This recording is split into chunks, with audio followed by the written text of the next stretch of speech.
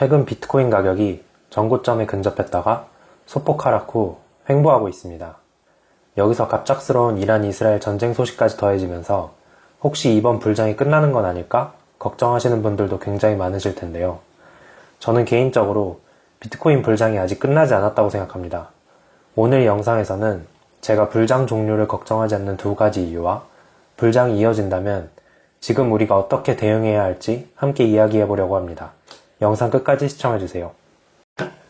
제가 비트코인 불장이 끝나지 않을 거라고 생각하는 첫 번째 이유는 바로 연준의 금리 인하 기대감이 시장에 퍼지고 있기 때문입니다. 최근 미국의 물가를 보여주는 대표적인 지표인 CPI와 PPI가 발표됐는데요. 먼저 CPI는 소비자 물가지수로 우리가 일상에서 구입하는 상품과 서비스의 가격이 얼마나 올랐는지 혹은 내렸는지를 보여주는 경제지표입니다. PPI는 생산자 물가지수로 공장이나 기업 같은 생산자가 상품이나 서비스를 팔 때 받는 가격이 어떻게 변하는지를 나타냅니다. PPI는 앞으로 CPI에 영향을 줄 수 있기 때문에 향후 물가를 예측하는 데 도움이 됩니다. 6월 11일 발표된 CPI는 2.4%로 시장 예상치인 2.5%보다 낮았고 다음 날인 6월 12일에 발표된 PPI 역시 0.1%로 예상치보다 낮게 나왔습니다. 이 수치들은 현재 미국의 소비자 물가가 크게 오르지 않았고 앞으로도 물가가 급격히 오르지 않을 수 있음을 시사합니다.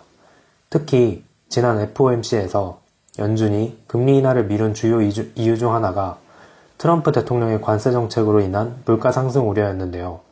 최근 지표를 보면 관세 정책에도 불구하고 물가가 크게 오르지 않은 점이 연준의 금리 인하 압박을 주고 있습니다. 이런 흐름에 따라 많은 전문가들은 연준이 6월에서 9월 사이에 금리 인하에 나설 가능성이 높다고 전망하고 있습니다. 그래서 지금 발생한 이란 이스라엘 전쟁이 현재 수준에서 잘 마무리된다면 금리 인하 기대감이 비트코인 시장에 긍정적인 영향을 줄 것으로 예상됩니다. 만약 전쟁이 전면전으로 확대된다면 어떻게 될까요? 시장이 크게 하락하고 불장이 정말 끝나버릴까요? 저는 이런 상황에서도 불장이 쉽게 끝나지 않을 거라고 보는 두 번째 이유가 있습니다.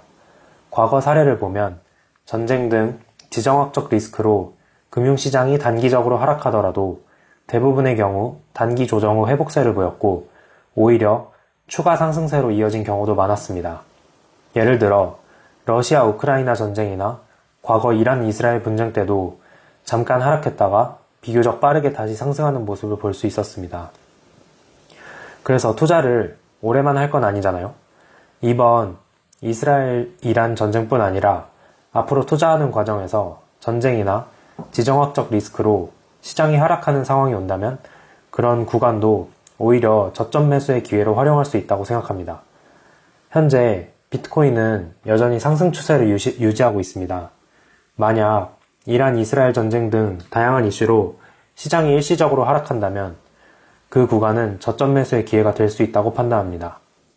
저라면 비트코인의 상승 추세가 명확히 꺾이기 전까지는 이런 저점 구간에서 분할 매수를 이어갈 것 같습니다. 하지만 시장이 하락하고 저점을 잡을 수 있는 기회가 오더라도 본인만의 투자 철학이나 기준 없이 무작정 매수에 나선다면 잠깐 반등하는 단기 고점에 물릴 수도 있고 기대할 수 있는 수익률도 낮아질 수 있습니다. 본인만의 투자 기준을 세우고 싶으시다면 아래 고정 댓글에 있는 링크를 참고해 다음 영상을 시청해보세요.